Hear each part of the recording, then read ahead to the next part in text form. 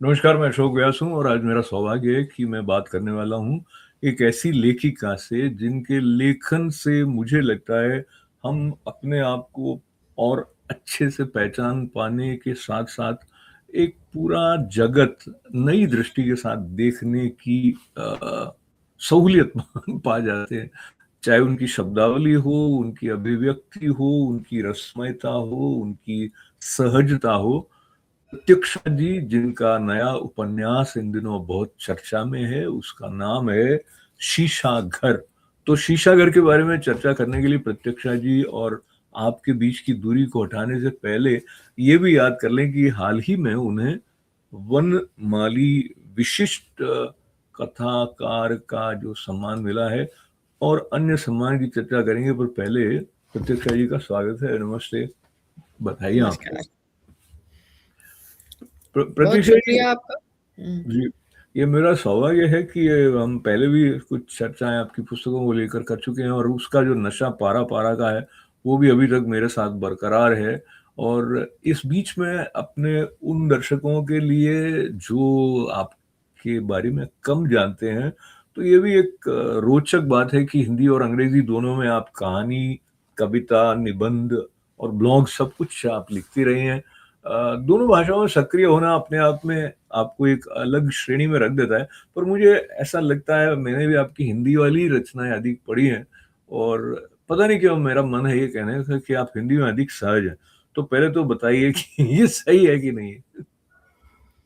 नहीं, सही बात कह रहे हैं आप। मैं मूलतः तो हिंदी में ही लिखती हूँ जी, और चूँकि अंग्रेज़ी में भी काम हम लोग करते रहे हैं, बातचीत होती रहती है जैसा कि अ, भारत में सब अंग्रेज़ी बोलते ही हैं, तो जी। वो एक दूसरी भाषा भी हमारे साथ-साथ रही। तो ये अच्छी बात है, मुझे तो लगता है कि जितनी भाषाएँ हम जानें, उतना हम समृद्ध होते हैं। तो चाहती तो ये भी थी कि और कई भाषाएँ सीख सकूँ, तो ख़ैर जो 2 थोड़ी बहुत जानती हूँ उसमें लिखने की कोशिश करती हूँ, पर हिंदी में लिखना ज़्यादा खुशी देता है, उसके जो शब्द हैं, उसके जो बिंब हैं, उसके जो संदर्भ हैं, वो ज़्यादा सहज तरीके से मुझ तक आते हैं। अच्छा, अब मैं ना यहाँ और विस्तार से हम इस पर चर्चा करेंगे, पर हिंदी के साथ-साथ जो आंचलिक भाषाएँ हैं, जो भारत की माटी की गंध अलग-अलग राज्यों से शब्दों को लेकर आती है, आप उनका प्रयोग भी मैं कह रहा हूँ धड़ल्ले से करती हैं धड़ल्ले से करती हैं और एक अलग स्वाद आ जाता है उसमें, ऐसा लगता है आ गया ना स्वाद। तो वो सायास होता है आपका कि आप खींच के लाती हैं या वो अपने आप आ जाते हैं शब्द? नहीं, बड़ी मज़े की बात थी कि जब बचपन में जो हम बहुत सारे ठेठ शब्द सुनते थे, जिसमें भोजपुरी और मगही का एक पुट रहता था, वो शब्द कहीं बड़े होते-होते वो गायब हो गए हमारी दुनिया से।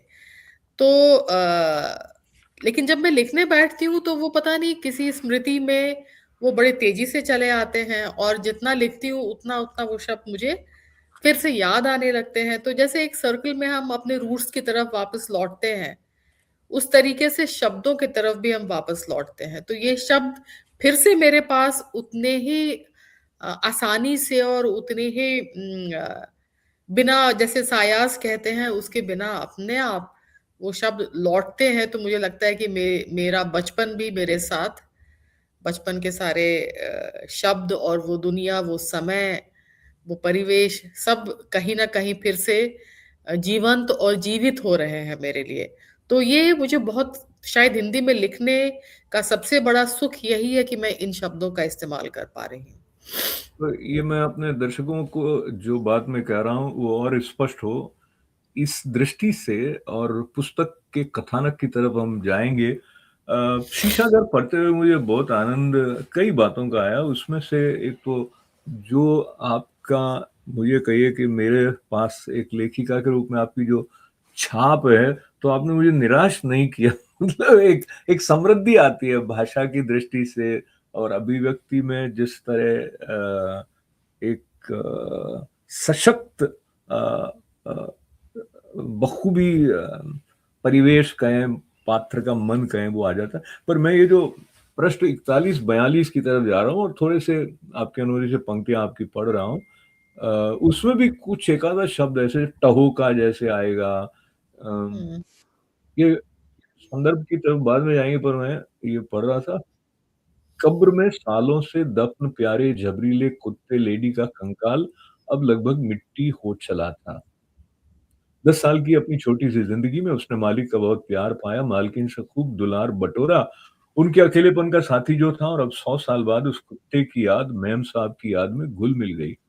बच्चे छुपते-छुपाते कब्र पर जाते, घुटनों-घुटनों मिट्टी घास में बैठते, मुरझाए फूलों का गुलदस्ता रखते, फुसफुसाते हँसते, ज़रा डरते, एक-दूसरे को डराते, पर सर्दियों की दोपहरी कितनी खुशनुमा होती है। उस वक़्त मौत कोई सुंदर चिड़िया होती है, जो फुदक कर उड़ जाती, डर सिर्फ़ खिलखिलाकर चुप हो जाता, और एक-दूसरे को टहूका मारकर गिरते पड़ने वाला भाव होता।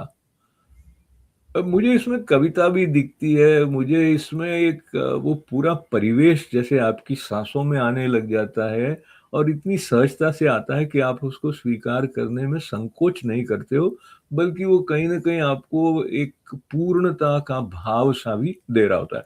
तो प्रत्युषा जी, ये पैराग्राफ समाप्त होता है, धूप पीठ पर गिरती, चेहरे पर गिरती, उस कब्र के टूटे पत्थर पर गिरती, और नींद किसी तंद्रासी उनको अपने लपेटे में लिए जाती, और जब कोई चपरासी कोई आया उनको ढूँढने आते और बाँह पकड़कर घर के भीतर लिए जाते।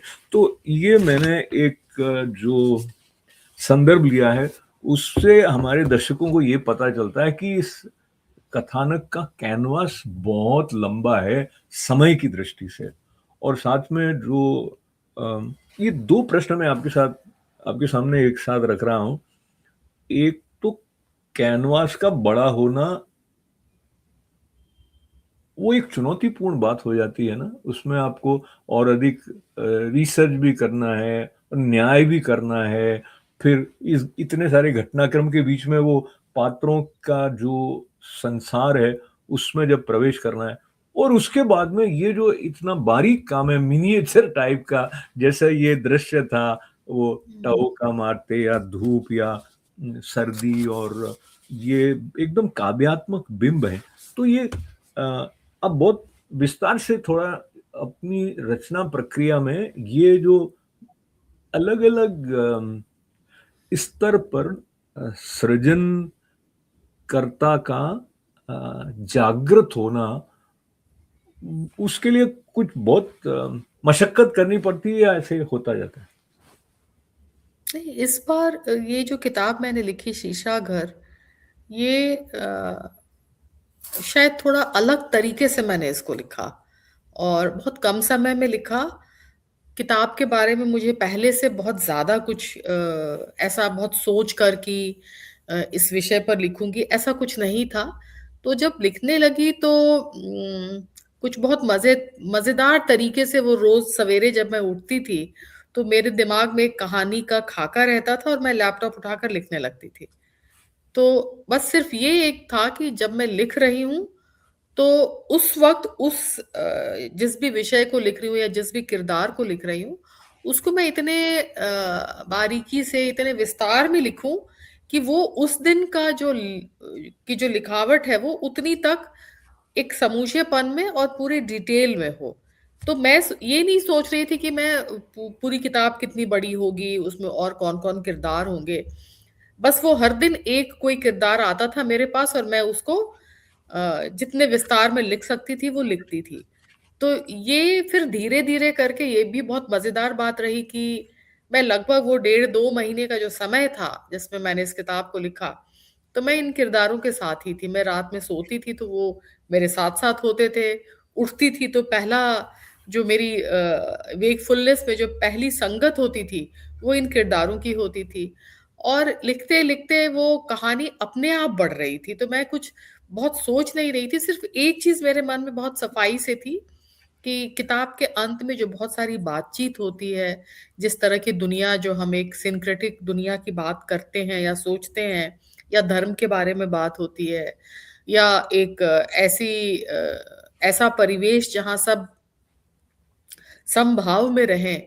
ये बात मेरे लिए मैं बहुत सोचती हूँ आजकल, क्योंकि दुनिया पूरे विश्व में, भारत में और दूसरे देशों में भी कुछ ऐसे बहुत असहिष्णु दुनिया बनती जा रही है। और ये जो अदरिज़्म की बात हम करते हैं, मुझे लगता है कि हम कितनी खूबसूरत बात है कि अलग-अलग तरह के लोग हैं, अलग तरह का खान-पान है, अलग तरह का उनका जीवन पद्धति है, कल्चर है, संस्कृति अलग है। तो ये इस चीज़ को तो हमको सेलिब्रेट करना चाहिए। इस बात को लेकर हम किसी दूसरे को डिस्क्रिमिनेट कैसे कर सकते हैं? तो सिर्फ़ एक ये बात थी, चूँकि मैं बहुत सालों से इसके बारे में सोचती रही थी, तो मुझे लगता था कि इसको मैं किस तरीके से लिखूँ, वो किस तरह से मेरे लिखे में आएगा।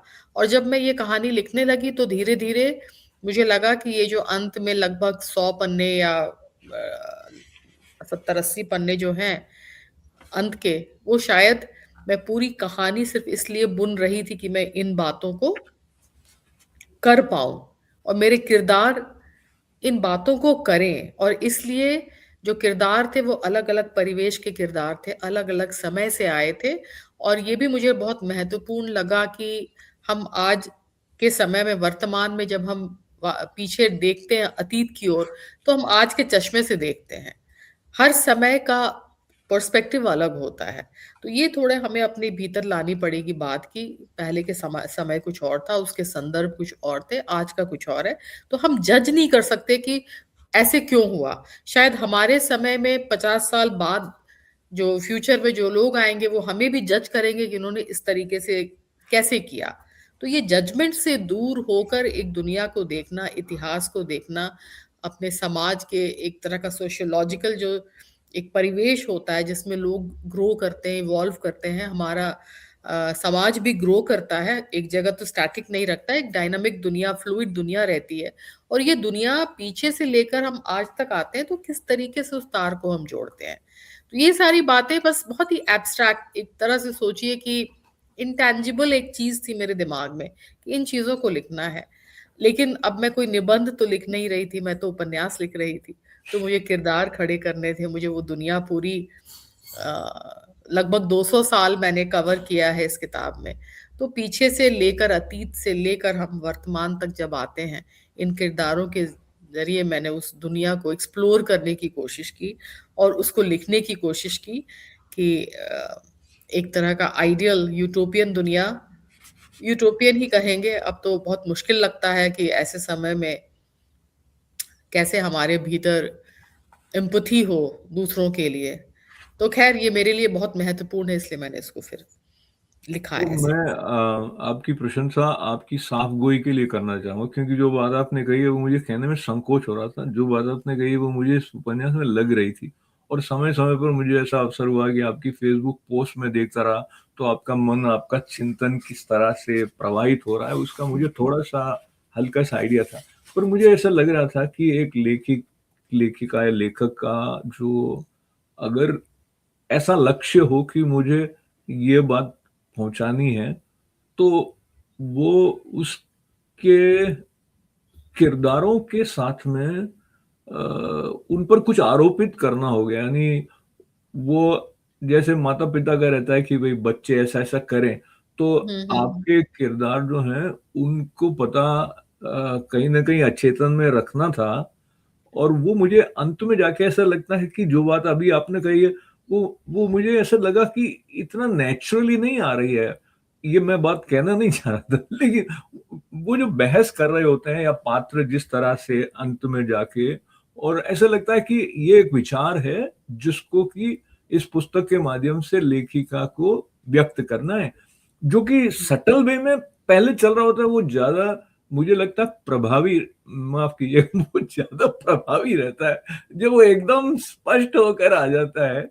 क्योंकि जैसे आपने कहा, मैं उसके विस्तार में जाना नहीं चाहता, क्योंकि मुझे लगता है और सुंदर बातें इस पुस्तक के सामने में, फिर उसमें अभी का परिवेश आएगा, सामाजिक परिवेश आ जाएगा, उसमें क्या-क्या धारणाएँ हैं, कौन क्या कर रहा है, हम उस रस्साकशी में हमारी समाज में नहीं जाएँ।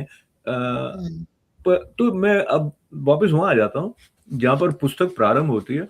एक तो मैं, जहाँ आपने इस पुस्तक के संबंध में कहा, उस औचक खुशी के नाम जो गाए-बगाए हमारे जीवन में दबे पांव अपनी रोशनी बिखेरती चली आती, हैरान करते हुए, सुख देते हुए, उसी रोशन दुनिया की कामना को ये किताब। तो ये जो आपकी कामना ये पूरी हो ऐसी मेरी भी प्रार्थना है। हम स्थिति को थोड़ा अलग भी देख रहे हो लेकिन ये मूल तो सभी का स्वर वही रहता है।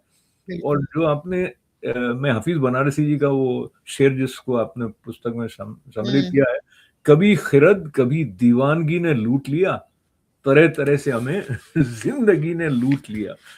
तो ये क्यों आपको प्रासंगिक लगा शेर यहाँ पर रखना? उससे भी बात खुलेगी इसलिए मैं ये पूछ। हुँ।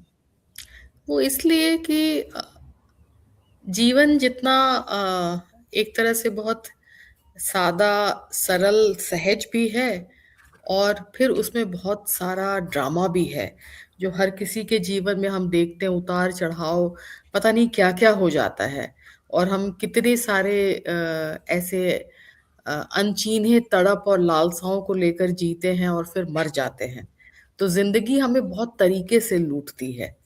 हम सोचते हैं कि हम ज़िंदगी जी रहे हैं, लेकिन कभी मोहब्बत में, कभी घर की तलाश में, कभी किसी और चीज़ में फँसे रहते हैं हम। और मुझे लगा कि ये हफ़ीज़ बनारसी साहब का जो ये शेर है, ये तरह-तरह से हमें ज़िंदगी ने लूट लिया। तो शायद ज़िंदगी इसीलिए बनी ही है कि वो हमें हर तरीके से लूटे और जब हमको इस चीज़ का संज्ञान हो जाता है, तो कहते हैं ना कि जो लोग बहुत संवेदनशील होते हैं, वो दुनिया को अलग तरीके से देखते हैं। जो सोचते हैं कि हाँ ठीक है, ये स्वीकार है, कर लेना ही सरल है, आसान है, उनके लिए जीवन भी आसान होता है। जो ज़्यादा सोचते हैं, उनके लिए जीवन बहुत ही कॉम्प्लिकेटेड, कॉम्प्लेक्स और बहुत सारी आकांक्षाएँ और अपेक्षाएँ लेकर जब हम चलते हैं, नेचुरली सब तो फुलफ़िल होती नहीं हमारी। तो वो एक टीस जो जीवन भर लेके आप चलते हैं, जैसे इस किताब में जो किरदार हैं, वो कुछ टीस लेकर चलते हैं सब। अलग-अलग तरह की दुनिया, कामनाएँ उनकी, तो वो उसको लिखने के लिए तो मुझे लगा कि तो ज़िंदगी हर किरदार को अलग तरीके से लूट रही है। बिल्कुल सही है। और वो लुटे हुए किरदार जो हैं वो आपको भले-भले भी लग रहे होते हैं क्योंकि वो प्रत्यक्षा जी की कलम से संवेदनात्मक ऊष्मा लेकर जब आ रहे हुँ, होते हैं। अब इसमें जब मैंने प्रारंभ किया पढ़ना तो एक चार्ट सा दिखता है जो कि हमारे पाठक, दर्शक जो हैं उनको मैं अगर ऐसे दिखाऊँ दिखेगा तो नहीं कुछ, लेकिन ये खूब सारे नाम हैं इसमें और फैमिली वो ट्री जो है, कि हाँ, वंश वो वृक्ष। हाँ, एक हीरा मंडी की तवाइफ है, उसके नीचे नाम है, फिर महबूबपुर का कुरैशी परिवार उसके पीछे और उनके आपने अपनी तरफ से किस सन के साथ में यानी उनकी उम्र के संकेत भी इसमें आ जाते हैं कि कब वो थे वगैरह। अब ये जो पढ़ने के बाद में जब आप अंदर जाते हो इन किरदारों से मिलने में, तो प्रत्यक्षा जी बहुत मुश्किल होता है इन किरदारों का आपसी तारतम्य याद रख पाना।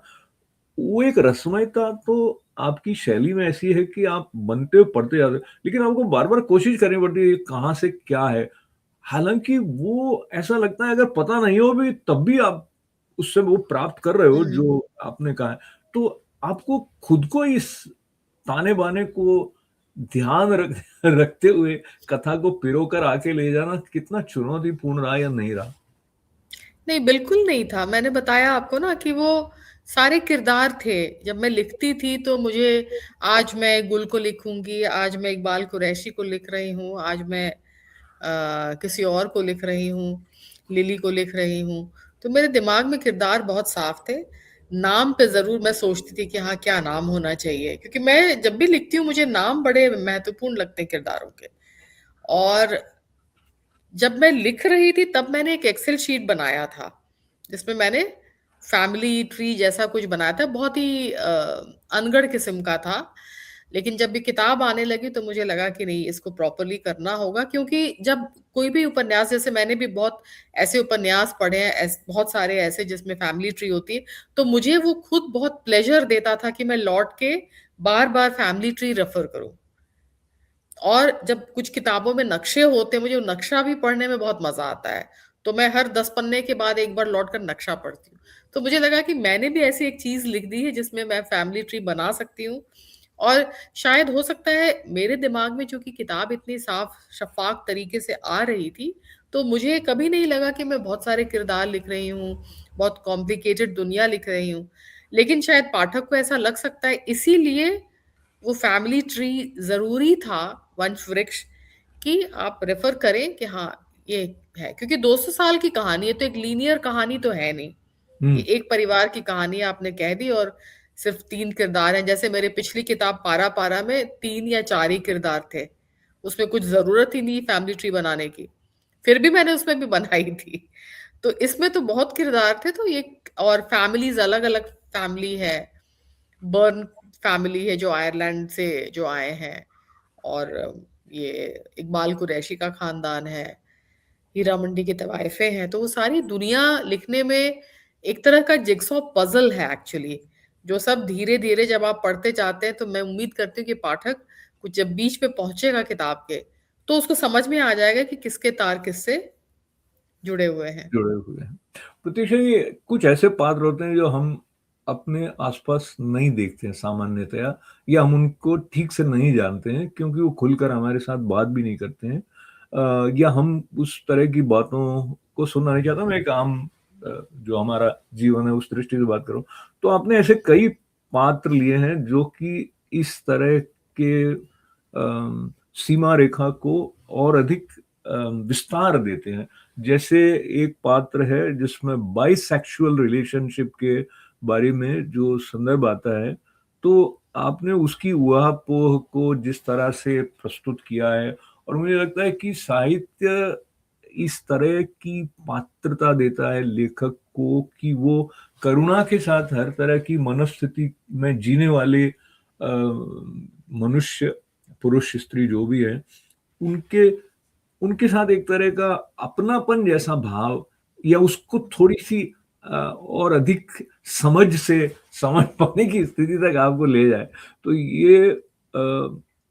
ये वाला जो संदर्भ था, अगेन ये कथा के साथ सीधा-सीधा जुड़ा हुआ हो, ऐसा लगता भी नहीं है, कहीं-कहीं लग भी सकता है।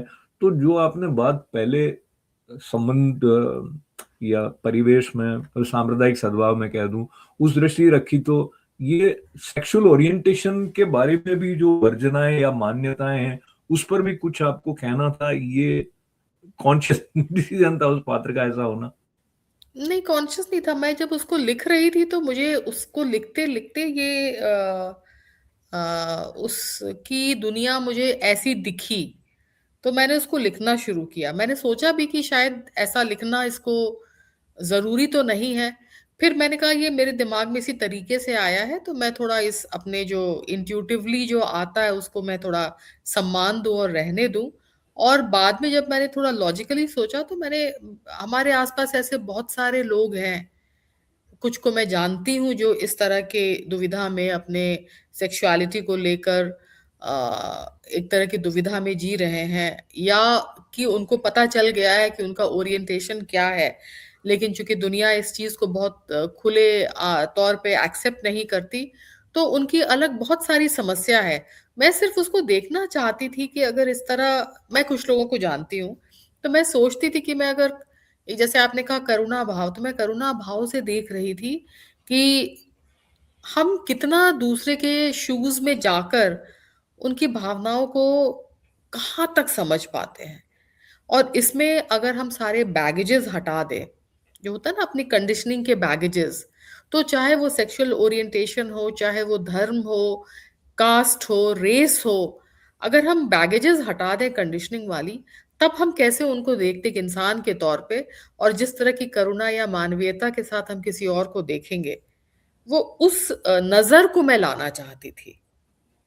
मुझे लगता है उसमें कामयाब हुए। अब मैं इसमें से 4 एक पंक्तियाँ इस बात को जो थोड़ा-सा और पहुँचाती हैं।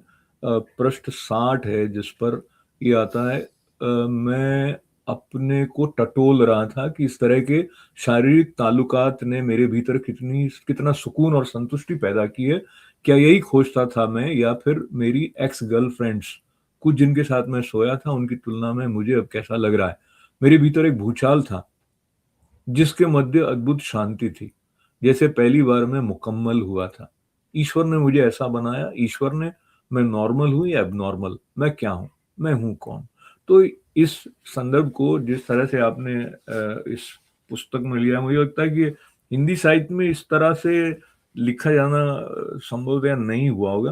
पर ये तो एक संदर्भ है। इस संदर्भ के साथ में बहुत सारी शेड्स हैं आपके उपन्यास में। कुछ को हम छू पाएंगे, जिसमें से एक आपने किस तरह से एयरफोर्स काम करती है उसका भी थोड़ा अध्ययन किया।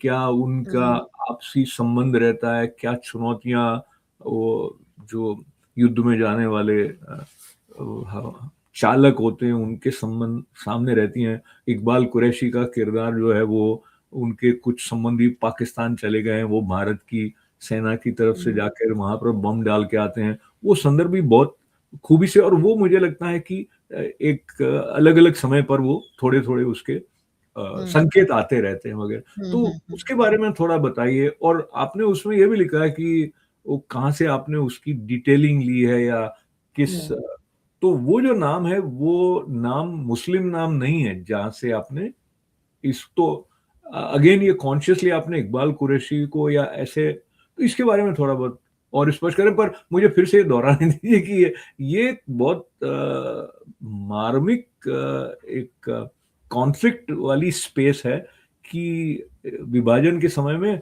परिवार के आधे सदस्य उधर चले गए, आधे इधर चले रह गए हैं, और इधर जो रह गए हैं वो भारत के साथ में एक हैं। ये भाव आपने इसमें हुँ। विशेष रूप से रेखांकित किया है। जी। 2 बातें, एक तो मैं हमारे एक दोस्त मुस्लिम और उनका छोटा भाई एयरफोर्स में पायलट था, जो कि एक मिग क्रैश में मारा गया। पुरानी बात है। जंग में नहीं मारा गया था, ये कुछ सॉर्टी में नॉर्थ ईस्ट में उसका मिग क्रैश किया था।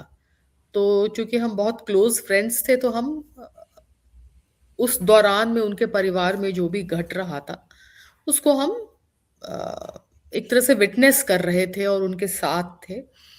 और उस वक़्त सचमुच मेरे दिमाग में ये बात नहीं आई थी कि ये मुसलमान फैमिली है और फिर भी एयर फ़ोर्स में अ, इनका एक फ़र्द है जो कि एयर फ़ोर्स में है। उस समय शायद दुनिया थोड़ी-सी अलग थी, तो मैं मेरे दिमाग में कोई कॉन्शियस थॉट ऐसे करके नहीं आया। लेकिन बाद में मुझे जब मैंने बहुत सारे मेरे जो मुस्लिम दोस्त हैं, उनसे बात-वात करते मुझे लगता था कि हम दूर से अगर हम देखें तो हम क्यों हमेशा उनको अपनी लॉयल्टी प्रूव करने के लिए कि आप देशभक्त हैं, आप देखते होंगे कि वंदे मातरम बोलो, ऐसा रील आता है, ये आता है। तो ये क्यों हम कहते हैं कि आप प्रूव करते रहो कि आप देशभक्त हैं। जब उन्होंने एक कॉन्शियस डिसीजन लिया 47 में कि हम यहीं रहेंगे, ये मेरी मिट्टी है, तो ये भी जो एक भाव था, इसको भी मैं एक्सप्लोर करना चाहती थी कि हम लोग जो हिंदू हैं, हम हमें तो कोई चॉइस नहीं था, हम तो यहीं रह गए। बिना चॉइस के हम हिंदुस्तान में रह रहे हैं। लेकिन जो मुसलमान चॉइस के साथ बहुत कॉन्शियसली उन्होंने तय किया, चुनाव किया कि मुझे इसी देश में रहना है, और उसको मैं एक्सप्लोर करना चाहती थी कि किस कॉन्फ्लिक्ट से गुजरे होंगे, जो चले गए तो चले गए, जो रह गए और जिनके परिवार भी विभक्त हो गए विभाजन में। तो उनको तो ये हमेशा मन में आता होगा कि एक देश हमारे लिए ही बना था, हमने फिर भी कोई तो बात रही होगी कि वो भारत में रह गए। वो क्या बात थी? वो क्या मिट्टी का मोह था अपने वतन का? अच्छा, अब जब मैं इकबाल कुरैशी को लिख रही हूँ, तो मैं ये भी लिख रही हूँ कि उनके पूर्वज तो अफ़गानिस्तान से आए थे और उनके पूर्वज अरब से आए थे। तो कहीं न कहीं माइग्रेशन तो हम सबके जीन्स में है। हर कोई माइग्रेट कर रहा है बेहतर लाइफ़ के लिए, बेहतर अपॉर्च्युनिटीज़ के लिए। तो क्या चीज़ होती है कि हम माइग्रेट भी करना चाहते हैं कहीं और फिर जब चले जाते हैं तो हमको लगता है कि वापस अपनी मिट्टी पे भी लौटें हम। तो ऐसे बहुत लोग हैं जो अपनी मिट्टी, अपने वतन के लिए जान दे देते हैं। अब ये सब बहुत एक तरह से एक बहुत मज़ेदार और मिस्टीरियस एक शेड है आपके मन में, कि क्या चीज़ है जो आपको पुश करता है बाहर जाने को, क्या चीज़ है जो कि आपको वापस खींच कर ले आता है। या हमारे लिए मिट्टी का मोह, शायद मैं जब बहुत यंग थी तो मुझे समझ नहीं आता था। लेकिन अब जैसे मेरी उम्र बढ़ रही, तो मैं ये बात समझ सकती हूँ कि अपनी मिट्टी का मोह क्या होता है, अपने घर का मोह क्या होता है, और घर हमारे लिए क्या है। हम किस तरह से घर को देखते हैं, ये कोई ईंट गारे की इमारत तो है नहीं। ये हमारे मन की कोई दुनिया, एक स्पेस है, एक मेंटल इमोशनल स्पेस है, जहाँ हम शायद सबसे ज्यादा कंफर्ट महसूस करते हैं। और कहीं पढ़ा था कि वो वही जगह है, घर, जहाँ से आप कभी निकलना नहीं चाहते। या जैसे विनोद कुमार शुक्ल की एक कविता मुझे याद आ गई कि दूर से घर देखना चाहिए। तो शायद आप वो जगह जहां आप लौटना चाहते हैं वही आपके लिए घर है। तो ये सारी चीजें, ये बहुत अमूर्त भाव है ये। कोई उसको डिस्क्राइब नहीं कर सकता, डिफाइन नहीं कर सकता। और हर किसी के लिए वो थोड़े अलग अलग शेड्स में आती है। आप जैसे बाहर रहते हैं, आपके लिए भी घर कहीं भारत का, आप राजस्थान जाते हैं, आप कोई एक दुनिया है। मेरे लिए, मैं भारत में ही रहती हूँ, फिर भी मेरे लिए घर कोई एक स्पेस है, मुझे वही घर लगता है। भले ही वो शहर शायद सब किसी को लगे कि ये तो कंक्रीट जंगल है, लेकिन मेरे लिए तो वही घर है। तो ये जो एक पूरी फीलिंग है, एक रेंज ऑफ इमोशन है, मैं उसको एक्सप्लोर कर रही थी, मैं ज्यादा अपने लिए एक्सप्लोर कर रही थी। और उसको एक्सप्लोर करते हुए ये किताब भी लिख रही थी। और मुझे लगा कि ये ऑफ कोर्स इकबाल कुरैशी मेरे दिमाग में इसलिए थे क्योंकि जो मैंने बताया कि एक मित्र के छोटे भाई, तो कहीं वो चीज भी मेरे दिमाग में थी कि ये चीज मुझे लिखनी है कभी। तो क्योंकि आपने वो जो पोएट्री की बात है उसको मैं हाईलाइट करना चाहती थी। बिल्कुल, तो बहुत अच्छे से आपने वो कैरेक्टराइजेशन जिसे कहा जाए किया है, और उनके प्रति आप आसपास के लोगों का संबंध या आकर्षण या वो सब भी उसमें आता है।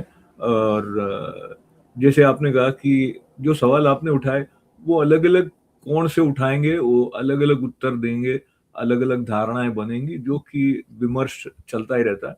पर अगर हम और किनारे पे खड़े होकर देखें और जो ये कहें कि आर्ट यूनाइट्स, तो कहीं ना कहीं वो कोशिश आपके पात्रों के द्वारा, इस कथानक के द्वारा मतलब बहुत ऑब्वियस ही है, ऑब्वियस ही रह जाती है इस पुस्तक में, विशेष करके शीशागर में। तो अब अभी जिस संदर्भ पर हम बात कर रहे हैं, तो पृष्ठ 125 पर एक थोड़ा ऐसा संदर्भ आता है। मैं कुछ पंक्तियां उसमें से आपकी उपस्थिति में अपने दर्शकों तक पहुंचाऊं, पर इस संदर्भ को आप थोड़ा और स्पष्ट करिएगा फिर। तो सैम ये बोलते बोलते रुका था, पिता के चले जाने के बाद उसे लगता वो अम्मा को प्रोटेक्ट करने वाला भी बन गया है। जानते हो समी, मेरे एक पुरखे ने हिंदू लड़की से शादी की। बाद में इस तरह के कितने ही गालमेल होते रहे। ऐसे कई थे जो कन्वर्ट होकर अपना धर्म छोड़कर मजहब में आए, और ऐसे जो उसी मजहब के थे लेकिन अपना वतन, अपनी मिट्टी छोड़कर आए। कोई अपना क्लास छोड़कर आया, कोई अपनी पुरानी जिंदगी, और मैंने तो अपना वतन भी छोड़ा और एक तरीके से अपना मजहब भी। मतलब मैं मुसलमान से क्रिस्तान तो नहीं बनी, लेकिन मेरा बेटा क्रिस्तान है, तो वो भी मैंने एक तरह से छोड़ा ही। और ये भी कहते हैं गैर मजहबी से निकाह जायज नहीं। तो देखो, एक तरह से तुम नाजायज ही हुए फिर। तो ये वाली जो पैराग्राफ है, इसमें बहुत सारे जो कॉन्फ्लिक्टिंग टाइप के रेफरेंसेस हैं वो आपने पिरो दिए हैं, और फिर उनके अंदर से क्या क्या निकल रहा है वो भी धीरे धीरे आगे जाता है। थोड़ा इसके बारे में और आप कुछ कहना चाहें? क्योंकि ये बात तो है ना, जैसे मैं सोच रही थी कि जब चाहे वो हिंदू धर्म हो या इस्लाम हो या क्रिश्चियनिटी हो, क्राइस्ट के पहले भी, बिफोर क्राइस्ट कुछ तो दुनिया थी, प्रॉफेट मोहम्मद के पहले कुछ दुनिया थी। सनातन धर्म, पहले हम क्या करते थे, हम प्रकृति की पूजा करते थे, फिर धीरे धीरे सब चीजें हुई। तो अब ये बात पे भी विश्वास करना कि सचमुच भगवान ने हमें ये सारे जो ग्रंथ हैं, कोई भी धर्म के हो, वो हमें वहां से मिले, या जैसे कहते हैं कि religion was invented by man, तो वो क्या है वो हम लोग को किसी को कुछ नहीं पता। लेकिन हाँ, एक फेथ, एक बिलीफ होता है। और ये जो रिलीजन में जो जो हम मुसलमानों की बात करते हैं, वो तो हम कहते हैं ना कि मुझे मुझे जो लगता है कि जो भारतीय मुसलमान है उसमें बहुत ज्यादा तो कन्वर्ट ही होंगे ना, और कुछ होंगे जो बाहर से जो आए होंगे, वो मुसलमान ही आए और आकर बस गए और रह गए। और जब मुगलों का राज हुआ तो बहुत लोग हुए होंगे कन्वर्ट उस वक्त। जैसे बहुत लोग जब अंग्रेज आए और क्रिश्चियनिटी आई तो बहुत लोग क्रिश्चियन बन गए। मैंने एक कहानी लिखी थी जिसमें एक आदिवासी परिवार की दुनिया है जो कि क्रिश्चियन बन जाता है। और उनको कहा जाता है, जैसे मिशनरी दुनिया हम जानते थे एक समय, जो उनका चूंकि क्रिश्चियनिटी को कहते हैं प्रोसेलिटाइजिंग रिलीजन है, इस्लाम भी वैसा है, तो लोग कन्वर्ट होते हैं। जो गरीब तबके के लोग थे वो खूब कन्वर्ट हुए, क्योंकि उनको लगा कि एक ऐसे मजहब में जा रहे हैं जहाँ तो कास्ट नहीं है। हिंदू धर्म में तो दलित है, अछूत है, बहुत सारी चीजें हैं। तो पर मुझे बहुत मैं बड़ा स्ट्रांगली इसको बिलीव करती हूँ। हो सकता है कि बहुत लोग इससे इत्तेफाक न रखें। मुझे लगता मैं है कि भी। सारे धर्म, हम्म, सब धर्म एक ही, अलग अलग रास्ते हैं, एक ईश्वर, एक अल्लाह की तरफ जाने के लिए। और हमने, जैसे हम अलग तरीके का खान पान करते हैं, अलग भाषा बोली करते हैं, उसी तरीके से फेथ, रिलीजन, वो भी एक ऐसी चीज है जो कि हमको हम उसका चुनाव नहीं करते। हम जिस घर में पैदा होते हैं उस घर में जो भी रिलीजन चल रहा है, धर्म है, उसको हम एक्सेप्ट करते हैं और फिर हम उसी पे जीवन निकालते हैं, हमारे बच्चे भी। तो ये बहुत ही एक ऑर्गेनिक तरीके से आप तक आ जाती है। अब हर कोई कहता है, हमें लगता है हम हिंदू हैं तो हमें लगता है हिंदू धर्म सबसे बढ़िया है, जो मुसलमान है उसे इस्लाम सबसे अच्छा लगता है। मैं तो आजकल बहुत सारे रील्स देखती हूँ, जो क्रिश्चियंस हैं उनको लगता है कि सिर्फ एक ही है जो आपको जो सेवियर है वो जीसस क्राइस्ट है। तो हर किसी को अपना धर्म अच्छा लगता है।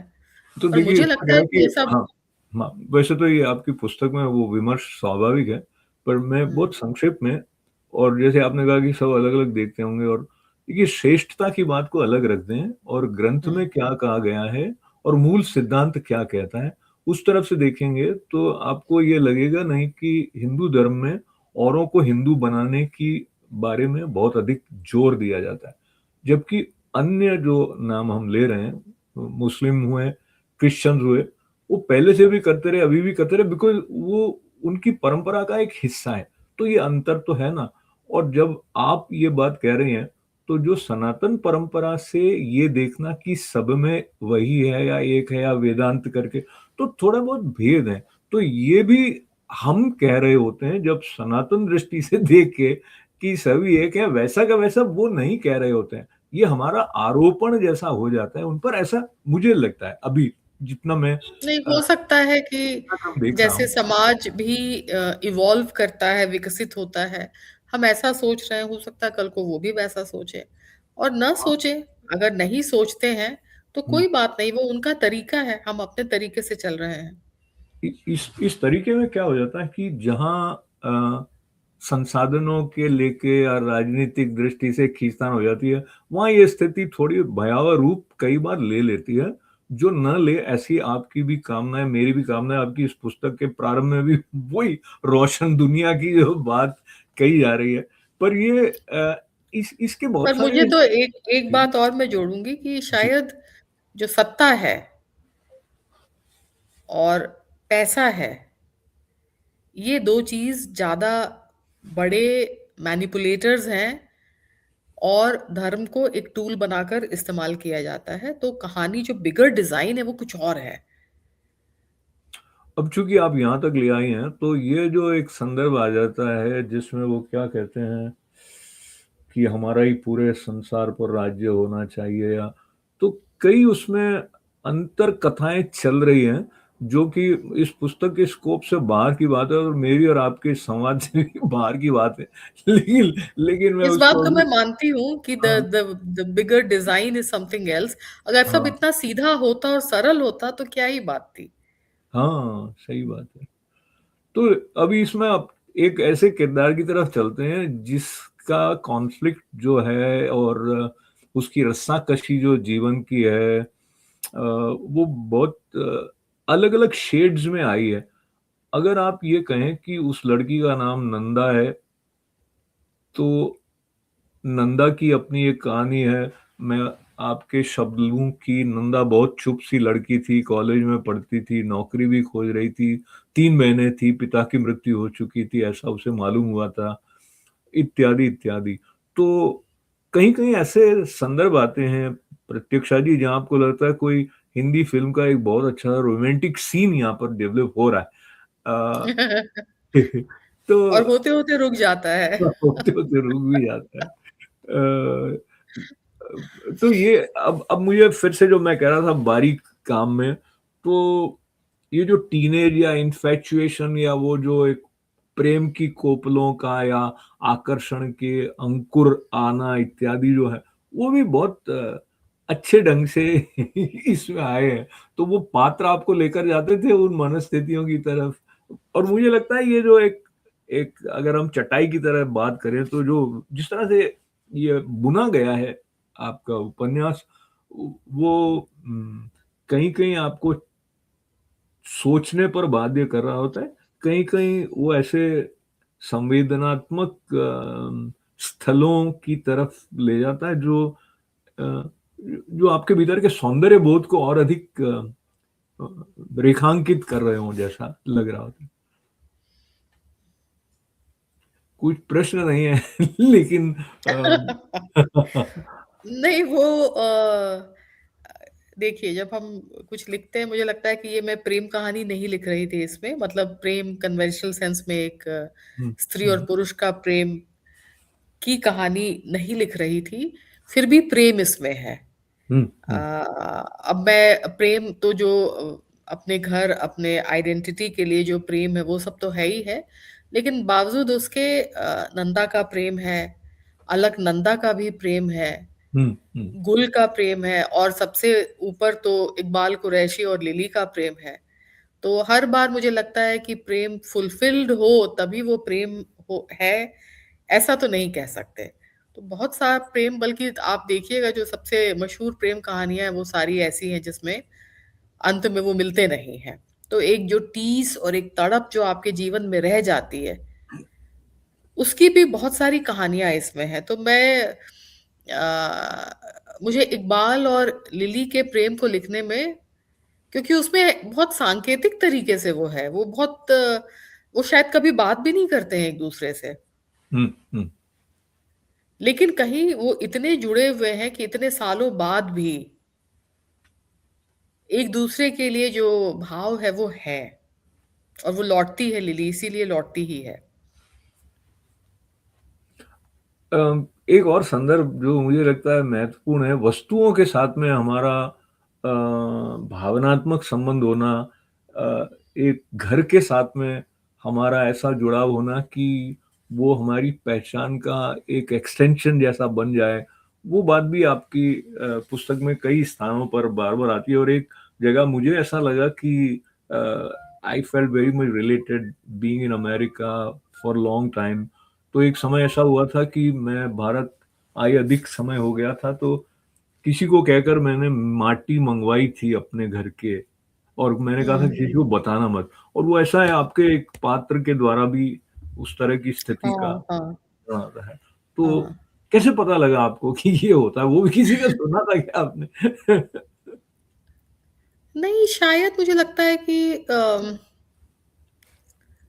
कुछ किसी ने कहा होगा या कुछ एक फेंट सा कुछ इम्प्रेशन था और थोड़ा मैं इमेजिन कर रही थी कि कैसा लगता होगा हुँ, अगर कोई जगह आपसे छूट जाती है और पार्टीशन की तो बहुत कहानियां हमने सुनी हैं हुँ, हुँ, हुँ, बहुत सारे यूट्यूब पे मैंने देखा है डॉक्यूमेंट्रीज देखी है फिल्में हमने कितनी फिल्में देखी हैं हुँ, हुँ, किताब पढ़ी है तो कहीं न कहीं कोई छूटा हुआ इम्प्रेशन रहा होगा और मैं कोशिश कर रही थी कि उस भाव को मैं कैसे पकड़ूँ? घर छूटने के भाव को मैं कैसे पकड़ूँ? शायद हम इस बात को समझ नहीं सकते जो लोग इस ट्रॉमा से नहीं गुज़रे हैं। हमारे लिए पार्टीशन बहुत सेकंड हैंड है, थर्ड हैंड है। बंगाल में लोगों ने झेला है, पंजाब में लोगों ने झेला है, सिंध में लोगों ने झेला है। तो उनके पास अपने पुरखों की कहानियाँ हैं, अपने दादाओं की, नानी की कहानियाँ हैं। हम लोग मैं बिहार से आती हूँ, हम लोगों ने पार्टीशन नहीं देखा। हम डायरेक्टली इम्पैक्टेड नहीं हुए थे। तो मैं सिर्फ़ कल्पना कर सकती थी और मुझे लगा कि एक लेखक अगर तो सब चीज़ें कल्पना की दुनिया में ही जाके लिखता है। हर समय तो वो अपने जीवन अनुभव को नहीं लिख सकता, तब तो सिर्फ़ वो अपने जीवन की एक किताब सीमित हो लिखता जाएगा, और फिर खत्म हो जाता। बहुत बहुत सीमित हो तो हम जाएगा। हमेशा ट्रांसेंड करने की कोशिश करते हैं कि हम जेंडर को ट्रांसेंड कर लें, हम स्पेस को ट्रांसेंड करें, हम टाइम को ट्रांसेंड करें। तो ये अपने आप को निकाल कर उस स्थिति में पहुंचाना जहां पर किसी का घर छूट रहा है और वो शायद घर से निकल रहा है। मुझे कुछ लोग मिले थे शायद एक साल, पिछले साल। तो पता चला कि वो पार्टीशन में इंडिया आ गए थे। तो कह रहे थे कि हम गर्मी की छुट्टियों में नैनीताल और मसूरी हिल स्टेशन आते थे और एक बार हम आए और फिर हम लौट कर नहीं जा पाए। इतनी सी बात उन्होंने बताई। अब मैं उसके पीछे की पूरी कहानी में सोच रही थी कि कैसा लगता होगा कि आप चंद कपड़े, 2 सूटकेस लेकर आए कि अभी 10 दिन में हम लौट जाएँगे और फिर आप कभी लौट नहीं पाए उस घर को में। मुझे एक शेर याद आता है, जोधपुर के एक शायर का शेर है। कहते हैं कि मुसाफिर कोई अपने घर लौट जाए, मुसाफिर कोई अपने घर लौट जाए, मेरे शहर की ये रिवायत नहीं है। तो कमोबेश हुँ, शायद निसार राही का है या किनका है। तो इस संदर्भ को लेते हुए आपने विपश्यना के बारे में भी एक संदर्भ आता है, और मैं थोड़ा-सा पंक्तियाँ लूँ यहाँ से। एक तो ये आगे की बात है, मेरे भीतर कुछ चमक गया, ऐसी दुनिया किसने मुझे बताई थी, किसने? मेरी बाहों पर कोई याद एक उँगली सी चलती, मेरी गर्दन के पीछे सिहरती उतर गई। जैसे कुछ धक से हो गया हो। ये मुझे बहुत सुंदर लगती हैं, इस तरह की पंक्तियाँ जो अपने आप में एक स्वतंत्र सत्ता रखती हैं अपनी। और जो विपश्यना के बारे में आपने लिखा है, विपश्यना का मतलब है जो चीज़ है, जैसी है उसे उसी तरह से देखना। ये मन और शरीर को शुद्ध करने का एक बेहतरीन तरीका लगा मुझे, और मेरे भीतर ये भी विश्वास जमने लगा कि शरीर और मन की सारी दिक्कतों का समाधान सही तरीके से साँस लेने में है। हल्की सर्दी का धूप में यूं चुप बैठे किसी को इतने सुरमे होते हुए देखना कितना सुखद था। एक ऐसा तारतम्य बैठता है इस तरह के वाक्यों के साथ में, जो आपको कहीं न कहीं समाधिस्थ कर देता है प्रत्यक्षा जी। ये फिर बाद में चाय की बात भी आ गई, वे चाय बाहर ले आए थे, हम आमने-सामने बैठ गए थे, 2-3 पीली तितलियाँ अचानक उड़ते हुए क्षण भर को हमारे सर पर मंडरा कर उड़ गईं। मेरे भीतर खुशी जगमगाई, मुझे लगा उनके भी। तो ये वाले जो दृश्य होते हैं जहाँ 2 पात्र हैं, उनके बीच की जो केमिस्ट्री है, उनके आस-पास का जो वातावरण है, इस तरह की बातों के लिए मेरे प्रिय लेखकों के रूप में मैं निर्मल वर्मा जी को बहुत याद करता हुँ, रहता था। वो नहीं। अम, आप बताएँ ये ऐसे-ऐसे जो वाक्य होते हैं, मुझे पता है ये प्रश्न तो प्रश्न की तरह नहीं है, लेकिन वो जब ऐसा लिखा जाता है तो आपको कैसा लगता है? जैसे पाठक के रूप में मुझे बहुत आह्लादित कर देते हैं। ऐसे कई स्थान आए, जैसे हुँ। कोई बहुत सुंदर धुन बज रही हो किसी अच्छे संतूर पर, या ऐसा इस तरह का एक भाव आता है। मुझे भी इस तरह के डिस्क्रिप्शंस को लिखने में मुझे लगता है कि जैसे मैं हूँ उस जगह पर। जैसे वो चाय पी रहे हैं और जो पूरा रिचुअल है चाय बनाने का, एक तरह से समाधि या मेडिटेशन या बहुत सेरेनिटी का जो एक सेंस आता है और आप चुपचाप बैठे हैं, आपको शायद बहुत बात भी करनी नहीं है। आप चुप किसी की संगत में बैठे हैं और प्रकृति आपके चारों तरफ है, 2 तितलियाँ उड़कर चली जाती हैं। ये चीज़ खुद मुझे ऐसे मौके अ, मिलते रहे हैं और मुझे बहुत अच्छा लगता रहा है। तो मैं उस खुशी को बिल्कुल जैसे लिख रही हूँ, मैं शायद उस वक़्त उसी तरीके से बैठी हुई हूँ वहाँ पर। तो जब-जब ऐसा है, ये मैंने इस तरह से कई बार किया है जब वो इकबाल कुरैशी और सत्य टहलते हुए पत्थरों की तरफ चले जाते हैं और वहाँ बैठते हैं। तो ऐसी बहुत सी दुनिया, या लिली का है जब वो हॉलीवुड पार्क में चली जाती है। मैं शायद बहुत कल्पना में ऐसी दुनिया में रहती हूँ। उसी को अच्छा है। लिखती हूँ, उसी उसकी खुशी में रहती हूँ। बहुत अच्छा है, क्योंकि उस खुशी को आप साझा कर पाती हैं अपने पाठकों के साथ में। पृष्ठ 236 की कुछ पंक्तियाँ लेते हुए हम समापन की तरफ बढ़ जाएँगे, पर इसमें आपने हुँ, लिखा है फिर मुझे एक किस्सा और याद आया, जिगर मुरादाबादी का। कहते हैं पाकिस्तान चले गए थे, पर कुछ दिन बाद वापस आ गए। सबने पूछा, अरे वापस आ गए, पाकिस्तान अच्छा नहीं लगा? जिगर साहब बोले, पाकिस्तान में वैसे तो सब ठीक ही था, बस एक बात खराब थी, वहाँ मुसलमान ज्यादा थे। मुसलमान ज्यादा थे। ये सचमुच की ही घटना है। हाँ, हाँ, उन्होंने कहा था। हाँ, और कहीं मैंने ये, पढ़ा था, मुझे इतना बढ़िया लगा था। हाँ, हाँ, तो यही तो हमारे हिंदुस्तान का एसेंस है। एक जैसे लोग नहीं है, इतने अलग अलग तरह के मुख्तलिफ लोग हैं, यही तो ब्यूटी है। तो ये सुंदरता बरकरार रखने की दिशा में मुझे लगता है कुछ अंश तक जो आपकी कोशिश है वो भी कामयाब होगी। कुछ लोग अलग तरह से सोचेंगे, और ये प्रसंग लेते हुए जिसमें आपने, हम्म। और मुझे लगता है वो एक तरह से जैसे भूमध्य रेखा की तरह से है इस किताब का, कि पति नहीं जाना चाह रहा है विभाजन के समय भारत छोड़कर या हिंदुस्तान हम्म। छोड़कर, पत्नी जाना चाह रही है और वो चली भी जाती है। और ये वाला जो खिंचाव है, भावनाओं का हम्म। भी, प्राथमिकताओं का भी, और बाकी के परिवार के अलग होने का अपना एक दर्द है।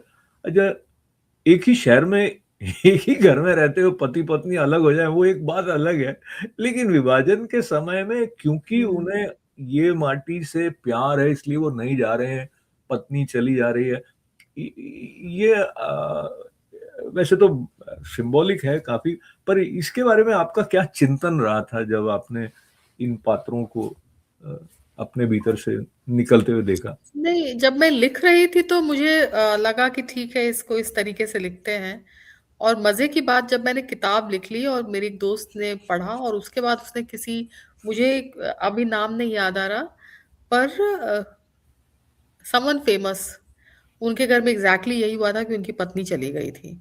तो धीरे धीरे किताब लिखने के बाद मैंने बहुत ऐसे इंसिडेंट्स पढ़े इधर उधर, जहां पर ये एक्चुअली इस तरह से हुआ था कि जो बीवी है वो चली गई पाकिस्तान और शौहर यहीं रह गए।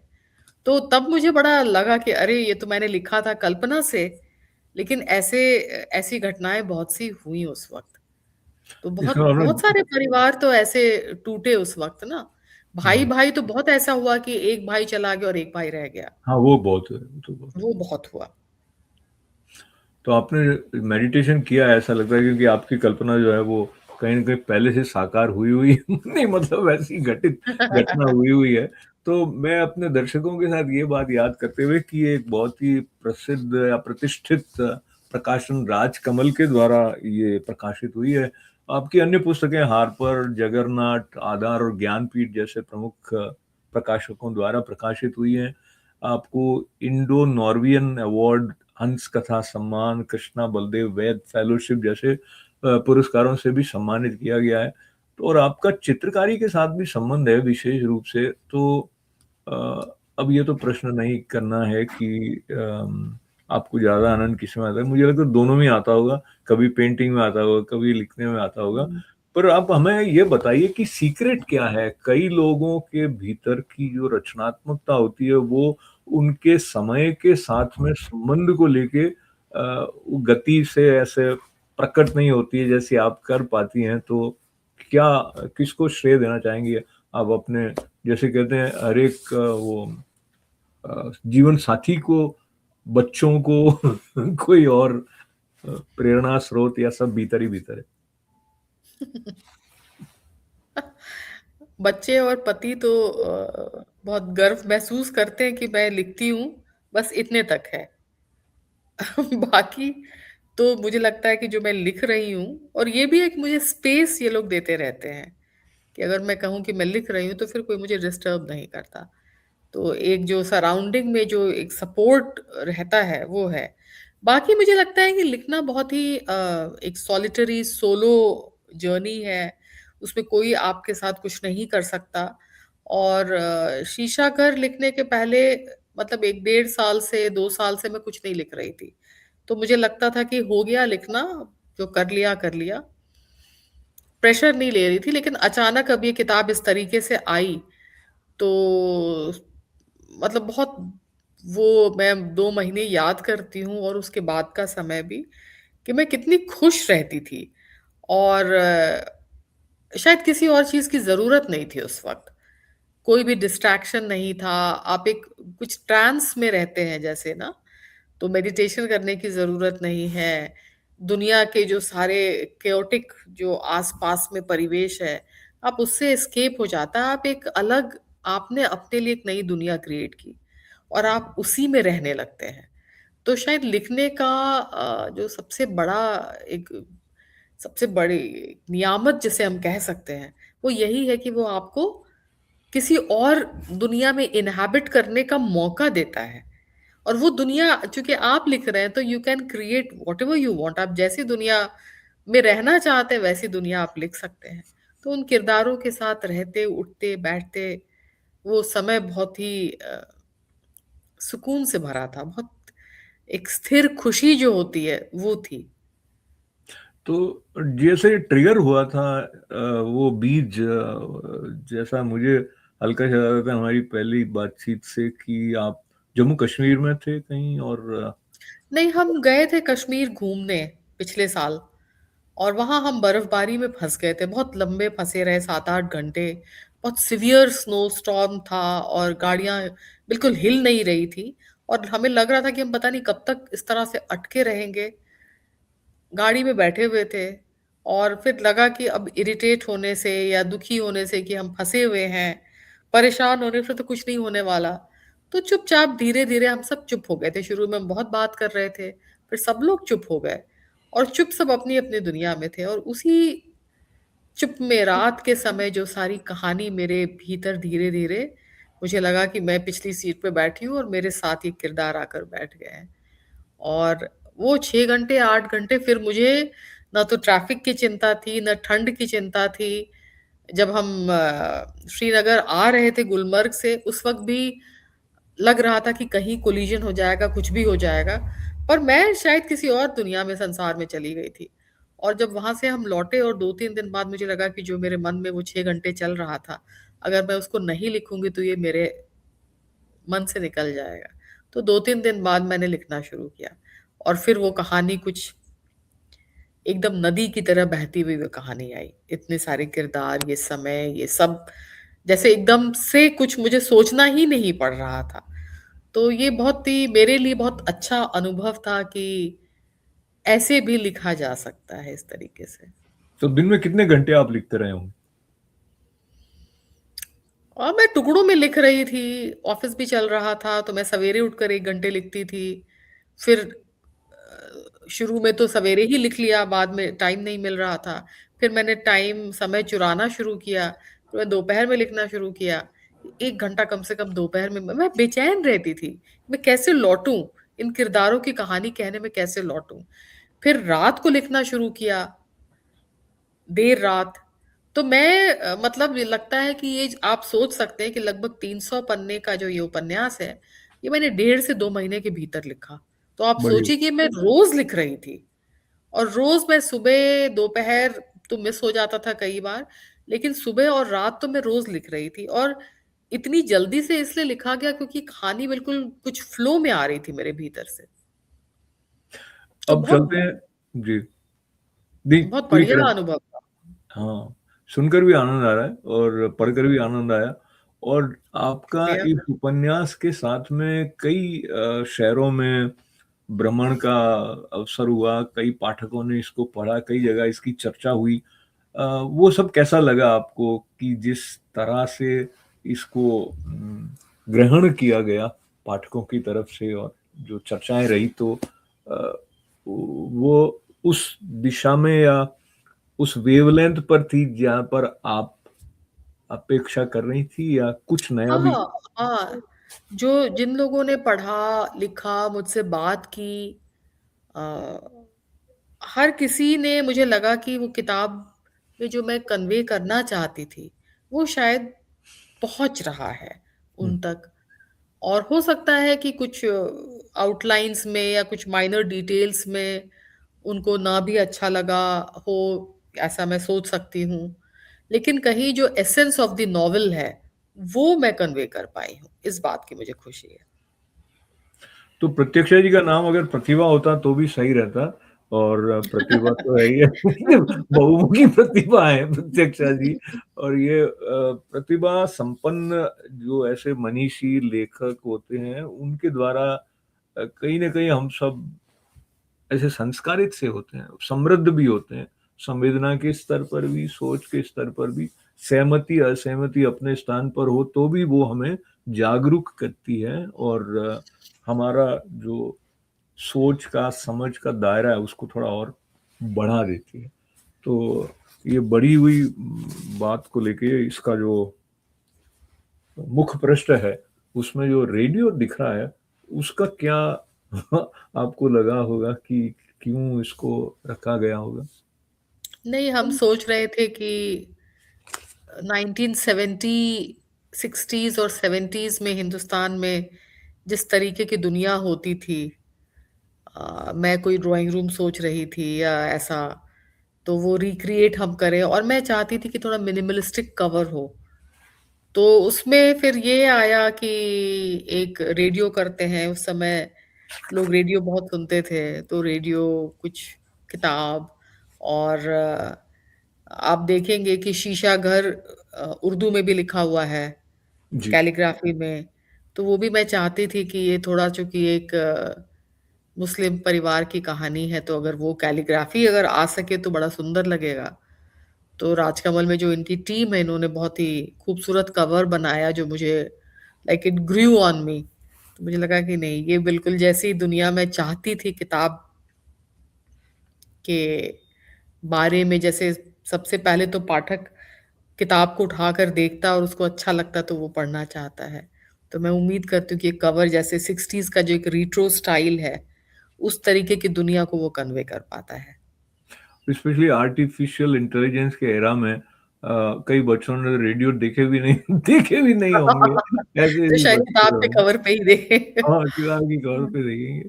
और मैं ये लोभ सामना नहीं कर पा रहा हूँ कि इकबाल कुरैशी को फिर से एक बार आपके साथ याद करने के लिए पृष्ठ 274 की तरफ जाऊं, जहां पर कोई अमृत गौहर जान का किस्सा सुनाए जाने के बीच में इकबाल कुरैशी कहते हैं, और इसी तरह मेरा एक पुरखा, अल्लाह जन्नत नशीन करे उनको, या ये कहो स्वर्ग दे उनको, क्योंकि वो तो हिंदू थे। हमारी परदादी की परदादी या उससे भी पहले की बात, लगभग सन 1800 के आसपास की दुनिया में जो हैदर अली थे, उनकी बेगम सुरबहार बानो के नाना सेठ साहब हिंदू थे, और नानी बिल्किस बानो गौहर जान की अम्मा मलका जान की तरह तवायफ। तो यही दुनिया है, ऐसी है, इसलिए इसमें इतने रंग हैं। तो ये सारे रंग आप समेट कर ले आई, और आपने शीशा घर में उनको स्थान दे दिया, उसके लिए आपको बहुत सारी बधाइयाँ। और बहुत शुक्रिया। हमेशा की तरह सार्थक संवाद प्रत्यक्षा जी के साथ। जी, आभार। बहुत नमस्कार। शुक्रिया आपका।